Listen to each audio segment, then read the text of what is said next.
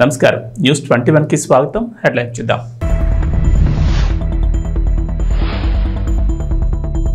Vijayawada highway విస్తరణ వేగంగా నిర్మాణ పనులు. మంత్రి కోమటిరెడ్డి వెంకటరెడ్డి కీలక ఆదేశాలు.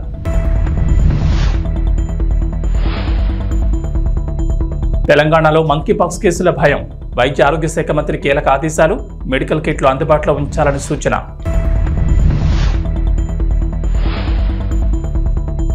విశాఖ కేంద్రంగా త్వరలోనే రైల్వే జోన్ ఏర్పాటు. రైల్వే శాఖ మంత్రి అశ్విని వైష్ణవ్ వెల్లడి.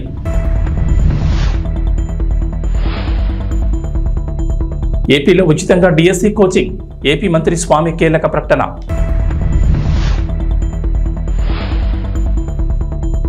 ఏపీ తెలంగాణలో ఉపరితల ఆవర్తనం.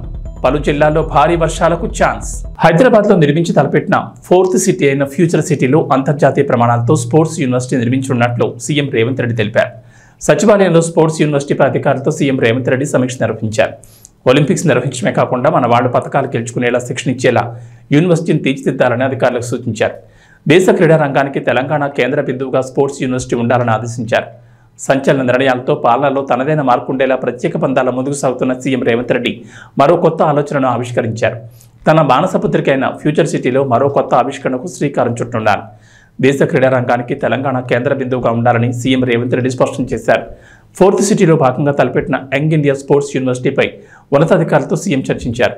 రకరకాల క్రీడలు, అకాడమీలు, పాఠశాలలు, క్రీడా శిక్షణ సంస్థలన్నింటినీ ఒకే గొడుక్కుందుకు తేవడంతో పాటు అత్యంత ప్రతిష్టాత్మకంగా స్పోర్ట్స్ యూనివర్సిటీ రూపుదిద్దుకోవాలని ఆదేశించారు. హైదరాబాద్ విజయవాడ జాతీయ రహదారి 2 తెలుగు రాష్ట్రాల మధ్య వారధిగా ఉంటుంది. దేశంలోనే అత్యంత రద్దీగా ఉండే జాతీయ రహదారిలో ఇది ఒకటి. నిత్యం వేలాదిగా వాహనాలు ఈ రహదారిపై ప్రయాణాలు సాగిస్తూ ఉంటాయి. ఇక పండగలు, సెలవు దినాల్లో అయితే రద్దీ విపరీతంగా ఉంటుంది. కొన్నిసార్లు కిలోమీటర్ల మేర వాహనాలు బారులు తీరుతాయి. ప్రస్తుతం ఆ రహదారి 4 వరుసలుగా ఉంది. అయితే ఈ రహదారిని విస్తరించాలని రాష్ట్ర ప్రభుత్వం నిర్ణయం తీసుకుంది. ఈ మేరకు తెలంగాణ రోడ్లు భవనాల శాఖ మంత్రి కోమటిరెడ్డి వెంకటరెడ్డి పలుమార్లు కేంద్ర మంత్రి గడ్కరీని కలిసి రహదారి విస్తరణపై చర్చించారు. రహదారి విస్తరణకు కేంద్రం నుంచి గ్రీన్ సిగ్నల్ వచ్చింది. రహదారిపై రోడ్డు ప్రమాదాలు ఎక్కువగా జరుగుతున్న నేపథ్యంలో రహదారి విస్తరణకు సిద్ధమయ్యారు. ఈ నేపథ్యంలో రహదారి విస్తరణపై మంత్రి కోమటిరెడ్డి వెంకటరెడ్డి కీలక అప్డేట్ ఇచ్చారు. విజయవాడ జాతీయ రహదారిని భద్రమైన మార్గంగా తీర్చిదిద్దామని స్పష్టం చేశారు. ఈ రహదారితో పాటు రాష్ట్రంలో మిగతా జాతీయ రహదారుల నిర్మాణం మరింత వేగవంతం చేయాలని అధికారులను ఆదేశించారు. సోమవారం సెక్రటరియట్లో జాతీయ రహదారులపై ఉన్నతాధికారులతో మంత్రి సమీక్ష సమావేశం నిర్వహించారు. హైదరాబాద్ విజయవాడ జాతీయ రహదారిని 6 వరుసలుగా విస్తరించేందుకు పనులు వేగవంతం చేసినట్లు చెప్పారు. సమస్య కాదు ఈ 17 స్పాట్లలో మీరు చూడండి, ఏదో ఒక స్పాట్ లో యాక్సిడెంట్ జరుగుతుంది. అందుకనే నేను గుర్తించి ఎంటబడి ఇన్ని అవంతరాల తర్వాత ఈ సమస్య పరిష్కారానికి దొరికిన 6 నెలల్లో ఈ పనులన్నీ పూర్తి చేస్తాం. అందుకనే పనులు జరిగే సమయంలో గ్రామాలకు వెళ్ళి రోడ్ల మీదకి వచ్చేవాళ్ళు కానీ హైదరాబాద్ విజయవాడ నుంచి విజయవాడ టు హైదరాబాద్ రెగ్యులర్గా పోయే ఆర్టీసీ బస్సులు అనుకోండి, ప్రైవేట్ బస్సులు అనుకోండి, ప్రైవేట్ కార్లు కానీ జాగ్రత్తగా పోవాలని మ్యాక్సిమం సైన్ బోర్డ్స్ పెట్టిస్తున్నాను. పోలీస్ సిబ్బందిని ఏర్పాటు చేస్తున్నా, కాంట్రాక్టర్కి చెప్పిన, మా నేషనల్ హైవే సిబ్బందికి చెప్పిన, నా శాఖ అధికారులకు చెప్పిన, ప్రతి దగ్గర జాగ్రత్తగా స్పీడ్ బ్రేకర్ లేచి మీరు పనులు నడుపుతప్పుడు డేంజర్ జోన్గా ఆడ పెట్టాలి. ఎందుకంటే రాత్రిపూట తెల్లొక యాక్సిడెంట్ అవుతుంది. అన్ని 17 చోట్ల కన్స్ట్రక్షన్ అవుతున్నాయి. అందుకని ఈ సమస్య పరిష్కారం అవుతుంది. 5 నెలలు అందరూ ఓపిక పట్టాలని, అందరూ జాగ్రత్తగా పోవాలని ఇంకొక మాటిస్తున్న హైదరాబాద్ విజయవాడ 2 రాష్ట్రాల ప్రజలకు, మీ అమరావతి రాజధానికి హైదరాబాద్కు డిసెంబర్ లోపు 6 లేన జలధారిగా మారుస్తానని గడ్కరీ గారు రేపు 5 గంటల సమయం ఇచ్చిండు. ఆ వారానికి ఒకసారి ఢిల్లీకి వెళ్ళైనా సరే దాని 6 లోన్గా మారే నిధులు, అదనపు నిధులు సురక్షితంగా విజయవాడ పోయేగా 6 నెలల జాతీయ రహదారి ప్రపంచంలో ఎక్కడ లేని విధంగా డిపిఆర్ చేపిస్తున్నా. ఆ శాఖ రావడం ముఖ్యమంత్రి గారు కూడా నాకు సపోర్ట్ చేస్తూ, అన్నా నువ్వు RRR కానీ హైదరాబాద్ విజయవాడ రోడ్ కానీ నువ్వు ఎప్పుడు రమ్మన్నా ఢిల్లీకి వస్తా, అయినా నీకే ఢిల్లీలో ఎక్కువ సంబంధాలు ఉన్నాయి, గడ్కరీ గారు కూడా నీకు దగ్గరగా ఉంటారు, మొత్తం కూడా నువ్వు కంప్లీట్ చేయాలని చెప్పి వారు కూడా తరచూ నాకు. కరోనా మహమ్మారి నుంచి అన్ని దేశాలు ఇప్పుడిప్పుడే కోలుకుంటుండగా మంకీపాక్స్ కలవర పెడుతోంది. ఇప్పటికే ఆఫ్రికా దేశాల్లో శరవేగంగా ఈ వైరస్ వ్యాపిస్తోంది. మిగతా దేశాలు కూడా పాకుతోంది. ఎంపాక్స్ పై అప్రమత్తమైన ప్రపంచ ఆరోగ్య సంస్థ గ్లోబల్ హెల్త్ ఎమర్జెన్సీని ప్రకటించింది. దీంతో మంకీపాక్స్ వైరస్ ను మన దేశంలోకి రాకుండా అడ్డుకోవడమే లక్ష్యంగా ప్రధాని మోడీ 2 రోజుల క్రితం అత్యవసర సమావేశం ఏర్పాటు చేశారు. Principal secretary doctor PK Mishra నేతృత్వంలోని అధికారుల బృందంతో ప్రధాని ఉన్నత స్థాయి సమీక్ష నిర్వహించారు.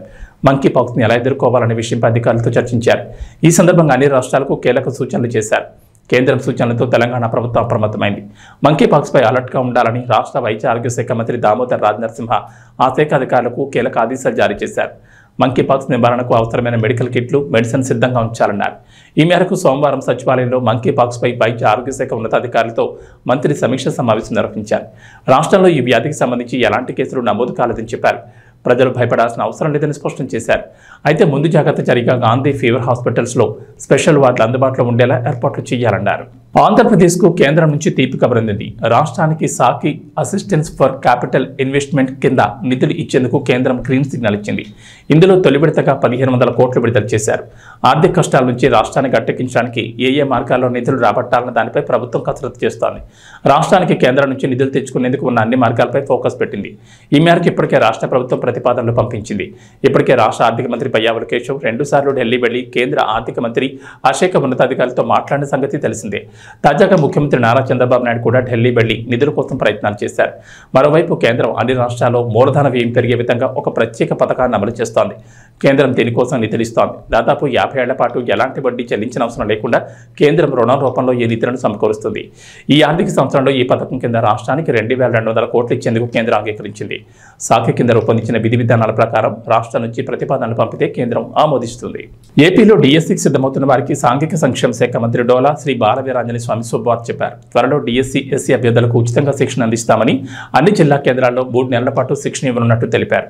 అంబేద్కర్ ఓవర్సీస్ విదేశీ విద్యా పథకంతో పాటు 2014-19 మధ్య టీడీపీ ప్రభుత్వ హయాంలో అమలైన అన్ని ఎస్సీ సంక్షేమ పథకాలను పునరుద్ధరిస్తామని మంత్రి చెప్పారు. గుంటూరు ఆచార్య నాగార్జున విశ్వవిద్యాలయంలో రాష్ట్ర సాంఘిక సంక్షేమ శాఖ అధికారులతో మంత్రి సెమినార్ సమావేశం నిర్వహించారు. సాంఘిక సంక్షేమ శాఖ వసతి గృహాలు, గురుకులాల్లో చదువుతున్న పిల్లలకు ప్రతి నెల హెల్త్ చెకప్ నిర్వహించాలన్నారు. చదువులో వెనుకబడిన విద్యార్థులకు ప్రత్యేక తరగతులు నిర్వహించాలన్నారు. ఎన్ఐటి, ఐఐటి, నీట్, ఇంజనీరింగ్ సీట్లు సాధించేలా బోధన ఉండాలని చెప్పారు. మారుమూల ప్రాంతాల్లోని గురుకులాల్లో ఒప్పంద, పొరుగు సేవల ప్రాతిపదికన సిబ్బందిని నియమిస్తామన్నారు మంత్రి. రాష్ట్రంలో ప్రతి వసతి గృహంలో అంబేద్కర్ జగిత్చి ఉన్న ఫోటోలు ఉండాలని సూచించారు. అక్కడ విద్యార్థులకు వారి పుస్తకాలను పంపిణీ చేస్తామని, హాస్టల్స్లోని సీట్లన్నీ సెప్టెంబర్లోగా భర్తీ చేస్తామని అన్నారు. ప్రతి వసతి గృహంలో 6 సీసీ కెమెరాలు ఏర్పాటు చేస్తామని, అలాగే కాస్మెటిక్ ఛార్జీలను తిరిగి విద్యార్థులకే అందిస్తామన్నారు. ఆంధ్రప్రదేశ్లో టీచర్లకు ప్రభుత్వం శుభవార్త చెప్పింది. రాష్ట్రంలోని ప్రభుత్వ పాఠశాలలో టాయిలెట్ల ఫోటోలకు సంబంధించి కీలక నిర్ణయం తీసుకుంది. టీచర్లను శాశ్వతంగా ఆ బాధ్యతల నుంచి తప్పించారు. ఇకపై టాయిలెట్ల పరిశుభ్రతకు సంబంధించి ఫోటోలు తీసి యాప్లో అప్లోడ్ చేసే బాధ్యతలను విద్యాశాఖ, గ్రామ, వార్డు సచివాలయాలకు అప్పగించింది. రాష్ట్ర వ్యాప్తంగా ఇకపై ఆయా సచివాలయాలను education welfare assistant, ward education కార్యదర్శి ప్రతి సోమ, గురువారాల్లో పాఠశాలను సందర్శించి మరుగుదొడ్ల ఫోటోలు తీసి అప్లోడ్ చేయాలని ప్రభుత్వం ఉత్తర్వులు జారీ చేసింది. దీనికోసం పాఠశాల విద్యాశాఖ రూపొందించిన IMMS యాప్లో లాగిన్ అయ్యేందుకు సచివాలయాల్లో ఉద్యోగులకు అవకాశం కల్పించింది. అంతేకాదు బుధ, గురువారాల్లో స్కూల్ మేనేజ్మెంట్ కమిటీల చైర్మన్, సభ్యులు కూడా ఫోటోలు తీసి అప్లోడ్ చేయాలని ప్రభుత్వం సూచించింది. దీనికి సంబంధించి సమగ్ర శిక్ష SPD డోకా సీతమ్మ మధ్యాహ్న భోజన పథకం ఇన్ఛార్జ్ డైరెక్టర్ బి శ్రీనివాసరావు ఆదేశాలు జారీ చేశారు. కేంద్రంలో అధికారంలో ఉన్న ఎన్డీఏ కూటమిలో ప్రధాన పార్టీగా ఉన్న టీడీపీ ఏపీలో తిరుగులేని సీట్లతో అధికారంలోకి రావడంతో కేంద్రం నుంచి రావాల్సిన నిధులు, ప్రాజెక్టులు ఒక్కొక్కటిగా సాకారం అవుతున్నాయి. ఒకప్పుడు అవన్నీ కలలుగానే ఉండగా రెండోసారి చంద్రబాబు ప్రభుత్వం అధికారంలోకి రావడం, ఎన్డీఏలో భాగస్వామ్యం కావడంతో ఇప్పుడిప్పుడు అవన్నీ ముందడుగు వేస్తున్నాయి. ఈ క్రమంలోనే విశాఖ రైల్వే జోన్ ఏర్పాటుపై కేంద్ర ప్రభుత్వం ఆంధ్రప్రదేశ్ ప్రభుత్వానికి శుభవార్త తెలిపింది. విశాఖపట్నం కేంద్రంగా త్వరలోనే రైల్వే జోన్ ఏర్పాటు కానుందని రైల్వే శాఖ మంత్రి అశ్విని వైష్ణవ్ వెల్లడించారు. విశాఖపట్నం రైల్వే జోన్ ఏర్పాటు కోసం కేంద్ర, రాష్ట్ర ప్రభుత్వాలు పూర్తి సమన్వయంతో పనిచేస్తున్నాయని పేర్కొన్నారు. విశాఖ రైల్వే జోన్కు సంబంధించి భూ కేటాయింపులు, ఇతర అంశాలపై ఆంధ్రప్రదేశ్ రాష్ట్ర ప్రభుత్వం నుంచి కేంద్ర ప్రభుత్వానికి పూర్తి సహకారం ఉందని అశ్విని వైష్ణవ్ స్పష్టం చేశారు. ఇక అతి త్వరలోనే రైల్వే జోన్ కేంద్ర కార్యాలయం నిర్మాణానికి అవసరమైన సన్నాహాలకు సిద్ధమవుతున్నామని చెప్పారు. దీంతో ఎన్నో ఏళ్లుగా ఏపీ వాసులు ఎదురుచూస్తున్న కళ నెరవేరుందని తెలిపారు. మోదీకి చంద్రబాబు స్పెషల్ రిక్వెస్ట్ గత ప్రభుత్వ హయాంలో భూ విషయంలో అభ్యంతరాలు తలెత్తిన నేపథ్యంలో ఈ విషయంపై కూలంకుషంగా చర్చించినట్లు తాజాగా అశ్విని వైష్ణవ్ వెల్లడించారు. ప్రస్తుతం కేంద్ర, రాష్ట్ర ప్రభుత్వ అధికారుల మధ్య సానుకూలంగా చర్చలు జరిగాయని, ఇప్పుడు రైల్వే జోన్ ఏర్పాటుకు ఉన్న అడ్డంకులన్నీ తొలగిపోయాయని పేర్కొన్నారు. ఈ క్రమంలోనే ఆంధ్రప్రదేశ్ ప్రజల ఆశలు త్వరలోనే నెరవేరబోతున్నాయని శుభవార్త చెప్పారు. జూనియర్ ఎన్టీఆర్, కొరటాల శివ కాంబోలో రాబోతున్న దేవర సినిమాపై మామూలు అంచనా లేవు. అందులోనూ ఇప్పటికే రిలీజ్ అయిన 2 సాంగ్స్ ఫ్యాన్స్ కి పిచ్చిగా నచ్చేశాయి. అనిరుద్ కొట్టిన ట్యూన్స్ కి ఎన్టీఆర్ వేసిన స్టెప్పులు చూసేందుకు అభిమానులు తహతహలాడిపోతున్నారు. ఇలాంటి వేళ సినిమాలో 3rd సింగిల్ అయిన ఆయుధ పూజ పాట సోషల్ మీడియాలో లీక్ అయింది. ఈ బీట్ వింటే గూస్ బంప్స్ వస్తున్నాయంటూ తారక్ ఫ్యాన్స్ పోస్టులు పెడుతున్నారు. దేవర సినిమా సెప్టెంబర్ 27న థియేటర్లో రిలీజ్ కాబోతోంది. ఇప్పటికే జూనియర్ ఎన్టీఆర్ తన వంతు షూటింగ్ కూడా పూర్తి చేసుకున్నారు. ఇక సినిమాను చూస్తున్న ఒక్కో సాంగ్కి నందమూరి అభిమానులు ఫిదా అయిపోతున్నారు. ఎందుకంటే ఆ రేంజ్లో ఉన్నాయి సాంగ్స్. మొదట వచ్చిన ఫియర్ సాంగ్, మొన్న వచ్చిన చుట్టమల్లే పాట ఇప్పటికే రికార్డ్ వ్యూస్ సాధించాయి. దీంతో థర్డ్ సింగిల్ కోసం ఫ్యాన్స్ ఎదురు చూస్తున్నారు. ఇంతలో దేవర థర్డ్ సింగిల్ అంటూ ఓ ఆడియో సోషల్ మీడియాలో చక్కర్లు కొడుతోంది. నంద్యాల జిల్లా deputy inspector of Urdu academy డిఐగా షేక్ అజ్ముద్దీన్ను నియమించడం జరిగింది. ఈ సందర్భంగా మాట్లాడుతూ ఉర్దూ స్కూల్స్ మరియు మదర్సాలన్నింటినీ బలోపేతం చేయడం కోసం రాష్ట్ర న్యాయశాఖ అండ్ మైనార్టీ సంక్షేమ శాఖ మంత్రి ఎన్ఎండి ఫరూక్ మరియు జిల్లా విద్యాశాఖ అధికారి ఆదేశాల మేరకు ఈ పోస్ట్ ఇవ్వడం జరిగింది. కాబట్టి ఉర్దూ పాఠశాలలో కానీ మదర్సాల్లో కానీ ఎలాంటి డ్రాప్అవుట్స్ లేకుండా విద్యాభ్యాసాలు కొనసాగించేందుకు కృషి చేస్తానని అన్నారు. ఉర్దూ డిఐగా బాధ్యతలు చేపట్టిన షేక్ అజ్ముద్దీన్కు ఆంధ్రప్రదేశ్ ఉర్దూ టీచర్స్ అసోసియేషన్ శుభాకాంక్షలు తెలిపారు. అలాగే ఉర్దూ పాఠశాలలు, ఉర్దూ విద్యార్థులు మరియు ఉర్దూ ఉపాధ్యాయులు ఎదుర్కొన్న సమస్యలను పరిష్కరించడానికి తన వంతు కృషి చేస్తానని తెలిపారు. నంద్యాల జిల్లా deputy inspector of schools Urdu range Janab Ajmuddin సార్ను నియమించడం ఎంతో సంతోషక విషయం. దానికి బాగా కృషి చేసి మన మంత్రివర్యులు ఎన్ఎండి ఫరూక్ సాబ్ గారు ఆయన ఎంతో కృషితో మైనారిటీస్ కోసం డెవలప్ చేయాలని చెప్పి ఈ పోస్టు మళ్ళీ తెప్పించడం మాకు ఎంతో శుభదినము. దీని ద్వారా మనకు ఉర్దూ స్కూల్స్ కానీ మైనారిటీస్ లాంగ్వేజ్ కానీ బాగా డెవలప్ అయ్యే ఛాన్స్ ఉంది. అదేవిధంగా మన అజ్ముద్దీన్ సార్ గారు మా కొలీగ్ అయినటువంటి సారు చాలా కష్టపడి బాగా కృషి చేసి ఉర్దూ మీడియం స్కూల్స్లో ఉర్దూ లాంగ్వేజ్ డెవలప్ చేయడానికి కృషి చేస్తారని కోరుతున్నాము. ఇంకోటి ఏమంటే మా ఉర్దూ టీచర్స్ అసోసియేషన్స్ అందరూ కలిసి ఈరోజు పండగ వాతావరణం కనిపిస్తుంది. మనకు అందరూ కలిసి ఇదే విధంగా ఉర్దూను డెవలప్ చేస్తామని చెప్పి మాట ఇస్తున్నాము. Thank you. ఉర్దూ స్కూల్స్ మద్రసాలన్నింటినీ బలోపేతం చేయడం కోసం మినిస్టర్ గారు, ఎన్ఎండి ఫరూక్ గారు మరియు డిఓ గారు ఆదేశాల మేరకు పోస్ట్ ఇవ్వడం జరిగింది. ఈ మద్రసాలను కానివ్వండి, ఉర్దూ స్కూళ్ళు కానివ్వండి, డ్రాప్అవుట్స్ లేకుండా విద్యాభ్యాసం కొనసాగించే విధంగా కృషి చేస్తానని చెప్పి మీ ముందు తెలియజేస్తున్నాను. సార్, ఈ పోస్ట్ పశ్చిమ గోదావరి జిల్లాకు సంబంధించి 2047 నాటికి వికసిత ఆంధ్రప్రదేశ్ భవిష్యత్ ప్రణాళిక సిద్ధం చేయాలని జిల్లా కలెక్టర్ నాగరాణి జిల్లా అధికారులను ఆదేశించారు. కలెక్టరేట్లో మీకోసం సమావేశమైనందు జిల్లా కలెక్టర్ నాగరాణి 2047 నాటికి వికసిత ఆంధ్రప్రదేశ్ భవిష్య ప్రణాళిక సిద్ధం చేయడానికి వివిధ శాఖల జిల్లా అధికారులతో సమీక్ష నిర్వహించారు. ఈ సందర్భంగా జిల్లా కలెక్టర్ మాట్లాడుతూ వికసిత్ భారత్ 2047కి అనుగుణంగా 2047 నాటికి వికసిత ఆంధ్రప్రదేశ్ కింద రాష్ట్ర సమగ్ర అభివృద్ధికి ఆంధ్రప్రదేశ్ ప్రభుత్వం రోడ్ మ్యాప్ను సిద్ధం చేస్తుందన్నారు. ఈ దిశగా ఆంధ్రప్రదేశ్ ఏటా 15% వృద్ధిని సాధించే లక్ష్యంతో రాష్ట్రానికి సంబంధించిన ముసాయిదా విజన్ డాక్యుమెంట్ ఖరారు దశలో ఉందన్నారు. 2024 అక్టోబర్ 2న భారత ప్రధానమంత్రి ఈ పత్రాన్ని విడుదల చేస్తారని కలెక్టర్ తెలిపారు. వృద్ధి రేటు లక్ష్యాలు సాధించడానికి జిల్లా మండల స్థాయిలో ఆర్థిక మరియు సామాజిక ప్రణాళికలు అవసరమన్నారు. దీనికోసం రాబోయే 5 సంవత్సరాలకు బలాలు, సంభావ్య ప్రాంతాలు, వృద్ధి ఇంజన్లు మరియు అభివృద్ధి చెందిన రంగాలను స్పష్టంగా గుర్తిస్తూ ఒక దృక్కోణ జిల్లా ప్రణాళికను కలిగి ఉండాలన్నారు. 2024-29 నాటికి ఏటా 15% వృద్ధి రేటు జీఆర్ సాధించాలనే ప్రాథమిక లక్ష్యంతో ప్రతి జిల్లా ఇలాంటి విజన్ ప్లాన్లను సిద్ధం చేయాలని ప్రభుత్వం ఆదేశించిందన్నారు. రాష్ట్ర ప్రభుత్వ ప్రణాళిక విభాగం నీతి ఆయోగ్ మద్దతుతో ఈ పత్రాన్ని సిద్ధం చేస్తోందన్నారు. ఇదే తరహాలో జిల్లా స్థాయిలో జిల్లా విజన్ డాక్యుమెంట్ తయారు చేయాలన్నారు.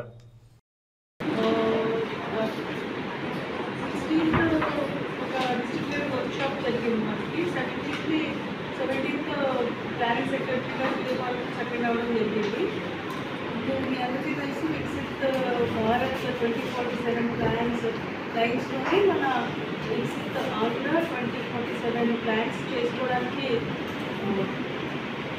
మండల లెవెల్ అవేర్నెస్ ప్రోగ్రామ్స్ అన్నీ కూడా సెప్టెంబర్ 1 నుంచి 15 అంటే మన సీఎం గారు కానీ ప్రైమ్ మినిస్టర్ గారు కానీ వాళ్ళు చెప్పారు ఏంటంటే ఈ ప్లాన్స్ అన్నీ కూడా ప్రజలతో డిస్కస్ చేసి అక్కడ ఏం అవసరము, ఏం చేస్తే మనది డెవలప్ అవుతుంది, ఎలాంటి డెవలప్మెంట్స్ ఎలాంటి అంటే ఇన్డెప్త్గా మీరు అనలైజ్ చేసి ప్లాన్ చేయాల్సి ఉంటుంది.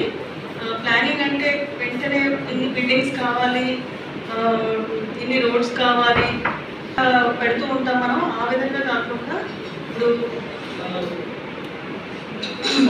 ప్రొడక్టివిటీ పెంచాలి అంటే మన ఇంటర్నేషనల్ ఒక క్రాప్ ప్రొడక్షన్ ఎట్లా ఉంది. For example paddy internationally highest yielding చోట ఎంత ఉంది, మన కంట్రీ ఎంత ఉంది, మనం ఎంత ఉంది అనేది చూసుకుని మనం అది అచీవ్ చేయడానికి ఏమైతే చేయాలి అనేది మైన్యూట్గా ఆలోచించి ప్లాన్ చేసుకోవాల్సి ఉంటుంది. అలాగే ఎవ్రీ సెక్టర్, డ్రింకింగ్ వాటర్ కానీ, రోడ్స్ అండ్ బిల్డింగ్స్ కానీ, ఎడ్యుకేషన్ కానీ ఈ విధంగా ప్లాన్ చేయాలి. ఇప్పుడు R&Dలో మనకి 216, 167 ఇవి 165 హైవేస్ ఆల్రెడీ కంటెంప్లేషన్ ఉన్నాయి మనకి. 165 తొందరలో అవుతుంది. కానీ ఇప్పుడు కొత్త జిల్లా దృష్ట్యా ఇంకా ఇప్పుడు కంప్లీట్ నెట్వర్క్ అనేది ఉండాలి. ఆ విధంగా మీరు ప్లాన్ చేయాల్సి ఉంటుంది. కాంప్రహెన్సివ్ ప్లాన్ కనుక మీరు ప్లాన్ చేసుకుంటే మనం ప్రజల్లోకి వెళ్ళే ముందు విలేజ్ స్థాయిలో, మండల స్థాయిలో మనము ఏ స్థాయిలో ఉన్నాము, మనం ఎక్కడ అచీవ్ చేయాలి అనేది మనం ఒక ఐడియా వేస్తే ఆ విధంగా వెళ్ళడం జరుగుతుంది. లేకపోతే అక్కడ స్కూల్ లేదు, స్కూల్ కావాలి అని అంటారు. స్కూల్ కంటే ముఖ్యమైనది అక్కడున్న పిల్లలకి చదువులు రావాలి, వాళ్ళు కాంపిటెన్స్గా డెవలప్ అవ్వాలి, ఆటపాటలో ముందు ఉండాలి, వాళ్ళ చదువు క్లాస్ బేస్ కాంపిటెన్సెస్లో ముందు ఉండాలి. అన్నీ చేయడానికి ఏం చేయాలి. అలాగే మన స్కూల్ మేనేజ్మెంట్ కమిటీస్ని ఎంపవర్ చేయాలి.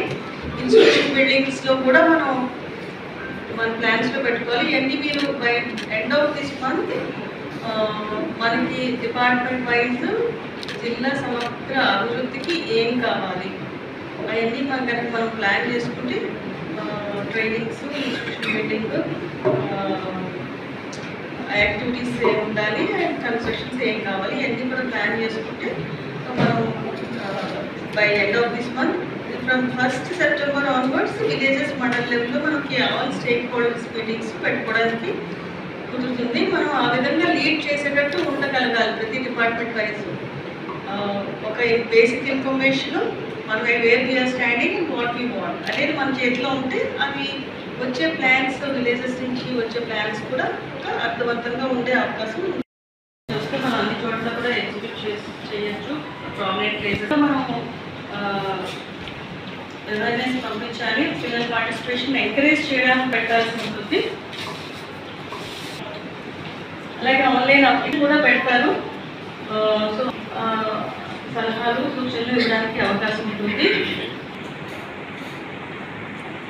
బీజేపీ మహిళా మోర్చా కర్నూలు జిల్లా శాఖ మరియు గీతాంజలి కాలేజ్ ఆఫ్ నర్సింగ్ విద్యార్థుల ఆధ్వర్యంలో కలకత్తా నగరంలో డాక్టర్ మోమితపై జరిగిన అత్యాచారాన్ని నిరసిస్తూ కర్నూలు నగరంలోని కలెక్టర్ కార్యాలయం ఎదుట గాంధీ విగ్రహం దగ్గర డాక్టర్ చిత్రపటానికి జ్యోతులు వెలిగించి నిందితులను కఠినంగా శిక్షించాలని నిరసన కార్యక్రమం చేపట్టారు. ఇండిపెండెంట్ కంట్రీ భారతదేశం అంటేనే స్వేచ్ఛ గల దేశం అని అందరికీ తెలుసు. అలాంటి దేశంలో ఆడవాళ్ళకి స్వేచ్ఛ లేకపోవడం చాలా బాధాకరమైన విషయము. ఎన్నో కళలు ఉన్న ఒక డాక్టర్ ఒక రోజు ఒక 4 గంటల్లో ఇలా జరగడము, ఆమె జీవితం అంతా నాశనం అవ్వడము మేము ఒప్పుకోము. ఆడవాళ్ళకి రక్షణ ఖచ్చితంగా కల్పించాలి. ఆడవాళ్ళకి అందరితో సమాన హక్కులు ఉన్నప్పుడు వాళ్ళకి ఎందుకు ఇట్లా న్యాయం ఇవ్వకున్నారు? వాళ్ళకి ఎందుకు ఇలా న్యాయం చేయకున్నారు? ప్రధానంగా మీరు ఏమడుగుతున్నారు?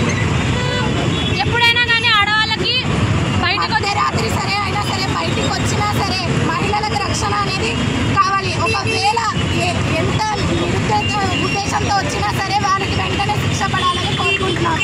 ఆమె ఎక్కడెక్కడో రోడ్డు పైన తిరగలేదు. ఆమె ఏమో పార్కో పిక్నిక్కో వెళ్ళలేదు. ఆమె వర్క్ చేయడానికే వెళ్ళింది. ఆమె హాస్పిటల్కి ఆన్ డ్యూటీ ఉన్న డాక్టర్ని ఇట్లా చేసినప్పుడు అక్కడ ఉన్న మొత్తం ఒక సెక్యూరిటీ కావచ్చు, ఎవరైనా కావచ్చు, తన చెల్లెలో అక్కనో అనుకొని ఎందుకు కాపాడలేదు? ఇది మేము ప్రశ్నిస్తున్నాము. ఆడవాళ్ళకి సేఫ్టీ ఇవ్వాలని మేము కోరుకుంటున్నాము. నా పేరు స్వాతి, గీతాంజలి కాలేజ్ నుంచి మాట్లాడుతున్నాను. ఈరోజు మేము భారతీయ జనతా పార్టీ నుంచి గీతాంజలి కాలేజ్ వాళ్ళ నర్సింగ్ స్టూడెంట్ నుంచి మేము ఇక్కడ క్యాండిల్ సర్వీస్ ర్యాలీ చేస్తున్నాము. ఈరోజు ముఖ్య ఉద్దేశం అంటే మోమిత గారు కలకట్టాలో ఒక డాక్టర్ అయ్యి ఆమెని ఎంత దారుణంగా హింసించి విధంగా మనోచితంగా బాధ పెట్టి ఆమెని చంపారు. సంజయ్ రాజ్ అనేవాడు హాస్పిటల్లో ఆమె ఆన్ డ్యూటీ ఉన్నారు. ఆన్ డ్యూటీలో ఉన్నప్పుడు ఇలా ఉంటే ఏంటి అసలు? ఒక డాక్టర్ ఆమె ఎన్నో కళలు కనేసి డాక్టర్గా చేసి ఇప్పుడు వృత్తి చేసి డాక్టర్ వృత్తిలో ఉంది. ఆమె ఆ డ్యూటీలో ఉన్నప్పుడు ఇలా చేయడం ఏంటి? అసలుకి ప్రభుత్వం అనేది కాదు. అక్కడ మమతా బెనర్జీ ఒక మహిళ సీఎం అయింది కూడా రక్షణ లేకుండా చేస్తుంది. ఏమనాలి? మళ్ళీ ఆమె నోటికి వచ్చినట్టు మాట్లాడుతుంది. ఏం చెప్పాలా? మహిళలకు భద్రత ఇవ్వకుండా ఆమె ఒక మహిళ కూడా భద్రత లేకుండా ఒక వైద్యురాలు ఎంతో కష్టపడి డాక్టర్గా చేయడం అంటే అంత ఈజీ కాదు. కష్టపడి ఆ డ్యూటీలో వాడొక ఎదవ వాడు అలా చేయడానికి ఆమెని ఎన్ని విధాలుగా చేస్తాడో 4 గంటలు నరకం చూపించి ఆమెని చంపారు. చంపారు ఆమెని. ఆమె బాధ వర్ణనాతీతం. ఎంత బాధపడుకుంటూ చనిపోయింది కూడా అర్థం అవ్వలేదు. అసలు ఆమె డాక్టర్ అయ్యి డ్యూటీకి వచ్చింది, ఇలా అవుతుంది అనుకోలేదు. అక్కడ ఉన్న ప్రభుత్వం ఏం చేస్తుందో, ఆ మమతా బెనర్జీ ఒక ఆడదే దానికి సిగ్గుందో లేదో కూడా అర్థం అవ్వట్లేదు. ఎందుకంటే ఒక మహిళ గౌరవించేదే మన దేశంలో ఉన్నది. భారతదేశం అంటేనే అది.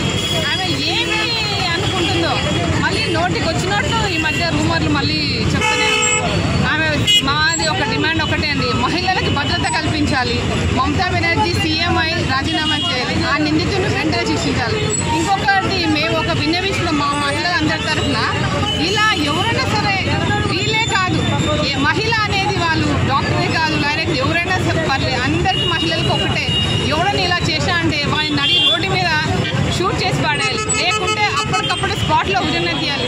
ఈ కోర్టులు, శిక్షలు, లాయర్లు, జడ్జిలు ఇవన్నీ పనికిరావు. ఎందుకంటే ఎన్నో కేసులు ఎత్తినాయి ఇప్పటి వరకు, కానీ ఇంకా మారట్లేదు. ఏమంటే మీది తప్పు అన్నట్టు మాట్లాడతారు. కానీ ఒక మహిళ డాక్టర్ అయింది, ఆమె ఎన్నిసేపు వాడు ఎదవగాడు, వాడు అలా చేశాడు. మేము డిమాండ్ ప్రభుత్వం చేసామంటే మమతా బెనర్జీ వెంటనే రాజీనామా చేయాలి. ఆమె మహిళ కూడా వేస్ట్ సీఎంగా ఉండడం. ఇలా ఇప్పుడే కాదు, ఎవడైనా ఏమైనా చేయని, వచ్చే ప్రభుత్వాలు ఎవరున్నా పర్లేదు, కానీ మహిళలకు రక్షణ కల్పించాలి. ఇలా స్పాట్లో ఎవరు చేసినా ఎన్కౌంటర్ చేయాలి లేదా ఉరి చేయాలి. ఆ డిమాండ్ ఇదే. కర్నూలు జిల్లా మహిళా మోర్చా అధ్యక్షులు గొంతుల మాల్తి అండి.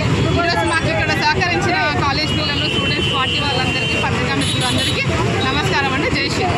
ఇక వాతావరణ విషయానికి వస్తే ఏపీ తెలంగాణలో ఉపరితల ఆవర్తనం ద్రోణి ప్రభావం ఉందంటోంది వాతావరణ శాఖ. రాబోయే 3 రోజుల్లో రాష్ట్ర వ్యాప్తంగా వర్షాలు కురుస్తాయని అంచనా వేస్తున్నారు.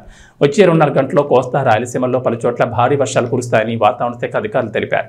మంగళవారం శ్రీకాకుళం, విజయనగరం, మన్యం, అల్లూరి, అనకాపల్లి, కాకినాడ, కోనసీమ, తూర్పుగోదావరి, ఏలూరు, ఎన్టీఆర్, అనంతపురం జిల్లాలో భారీ వర్షాలు, మిగతా జిల్లాల్లో తేలికపాటి వర్షాలు కురిసే ఛాన్స్ ఉంది. తెలంగాణలో భారీ వర్షాలు కురుస్తున్నాయి. హైదరాబాద్ నగరంతో పాటు జిల్లాల్లో కూడా జోరు వానలు పడుతున్నాయి. ఈ క్రమంలోనే వాతావరణ శాఖ కీలక అప్డేట్ ఇచ్చింది. మరో 4 రోజుల పాటు రాష్ట్రంలో భారీ వర్షాలు కురిసే అవకాశం ఉందని వాతావరణ శాఖ అంచనా వేసింది.